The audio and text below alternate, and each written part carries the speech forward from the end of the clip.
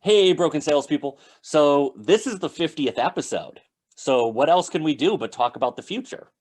That's what we're doing today on the Broken Salespeople Podcast.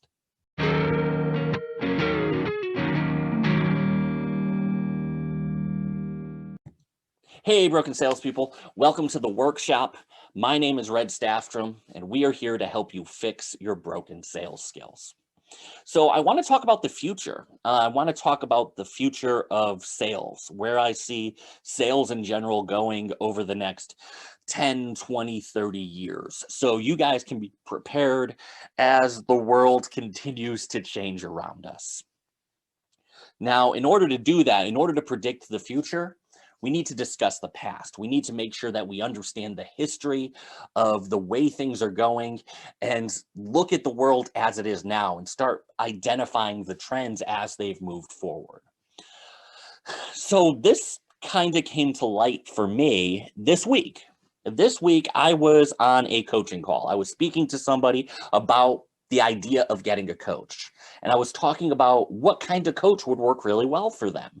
Now, this was a guy who, on the DISC personality profile, make sure you go back to the previous episode if you want to learn more about DISC personalities. He was a high D personalities. He was a dominant personality. In terms of birds, this is the eagle. These are people who are very, very focused, very task-minded. Once you give them a list of things to do, they go for it. They kind of bulldoze ahead. The problem is they don't necessarily always look before they leap. They may be task focused and go, go, go, but they don't always see the big picture. They are laser focused on what they want to do. And that was who this guy was. He was that high D personality. But when I was explaining it to him and talking to him about it, I didn't really go into DISC personalities. I talked about Ninja Turtles. See, him and I were both about the same age. He was in his mid-30s, the same way as I am. And the way I explained it to him was he was a Raphael. He was somebody who was ready to go ahead to bulldoze. He had the objective in mind, and he was going to run forward and take care of whatever needed to get done. But sometimes taking that step back, analyzing the field, is more intelligent. That's why somebody like Raph needs a Leo in order to give the strategy, to slow things down, and then make sure that somebody like Raph is able to execute the right way. I explained that to him, and he was able to understand it because me and him had that same shared experience. We both grew up around the same time. Growing up and being born in the mid 80s is kind of a novelty in a lot of ways. I didn't really have the internet until the last couple of years of high school for me. It wasn't really big, and even then, it was 56K dial up. It was very, very slow for me, junior, senior year of high school. It didn't really move. It took a long time for the internet to become what it is today for me. I so we need to start thinking about it that way. I, as somebody born in the late 80s, is I'm part of one of the last homogenized cultures in terms of generations. So by homogenized, I mean similar. A lot of people around my age, we watched the same shows, we did the same things, we played, we saw the same movies. Everything we did was pretty similar. Every guy in the mid 30s watched Transformers, watched Ninja Turtles. They watched Doug and Rugrats and Ren and Stimpy. They did all of those things because that was our shared experience. That was what was on TV. There was only two or three channels for kids, so everybody watched that stuff.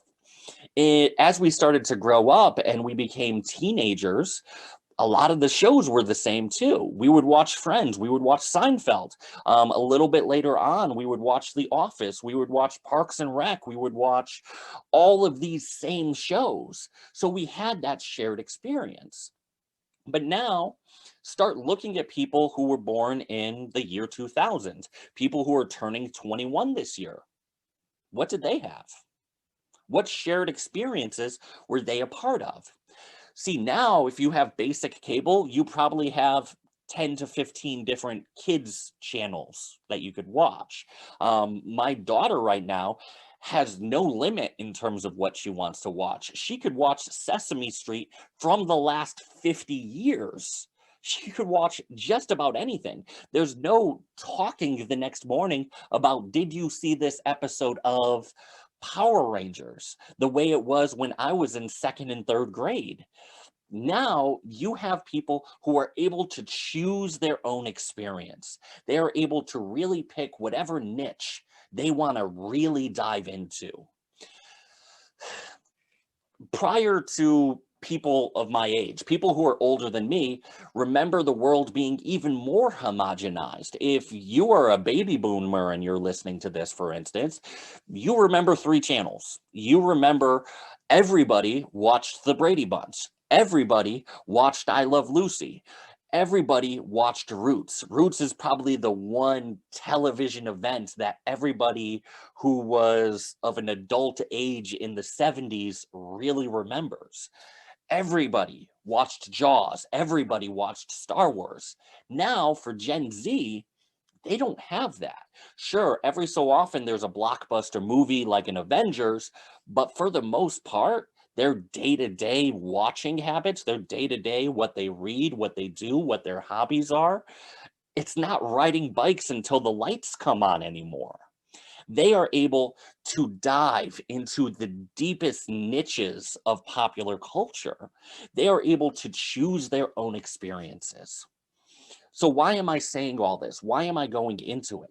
Because you need to understand that psychology as somebody who wants to get people to like you, know you, trust you. You need to understand what these future customers are looking for. You need to understand the way their head is. They have been brought up in a world of complete customization. They have been able to choose virtually every experience that they've been a part of. They can dive into these most niche, most subculture, subreddit kind of topics that me and you know nothing about, that even most of their age group knows nothing about. See, when I was growing up, if you wanted to be into board games, you needed 5 or 6 friends from your school who were also into board games. They aren't limited by that. You can now play video games on Zoom calls. You can play video games on Twitch. You can talk and play GoldenEye with anybody in the world. Whereas when I played GoldenEye in my high school years, I was limited to whoever I could fit on the couch if I had enough controllers. That's not the case anymore. I can now play Call of Duty with someone from Thailand with no lag, with no hesitation.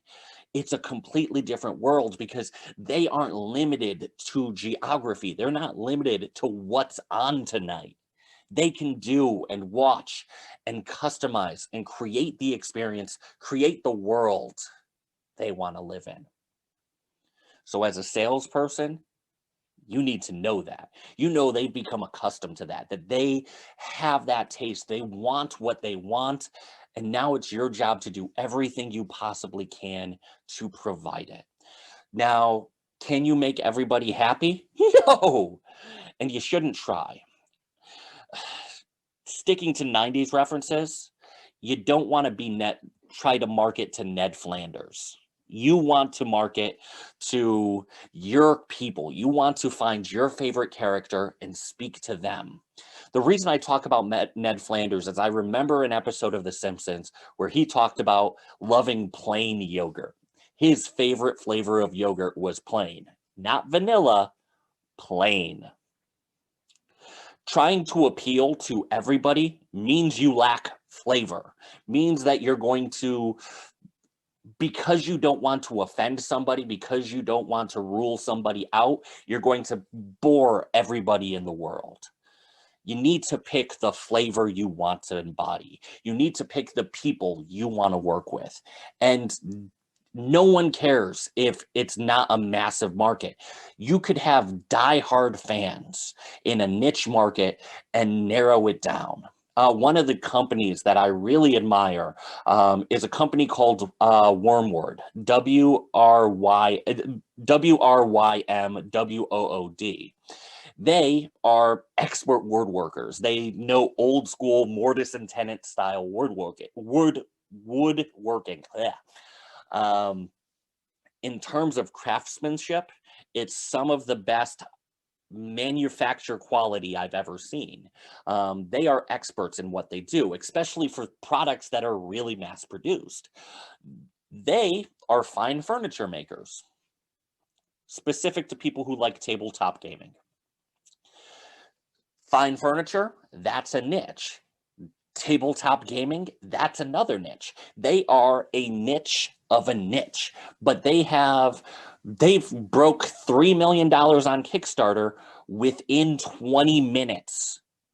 I want you guys to understand something. They created a product and sold $3 million, created $3 million in revenue in less than an hour. And the reason they were able to do that is by offering a high-end experience to a niche of a niche. They found their people. They found their tribe.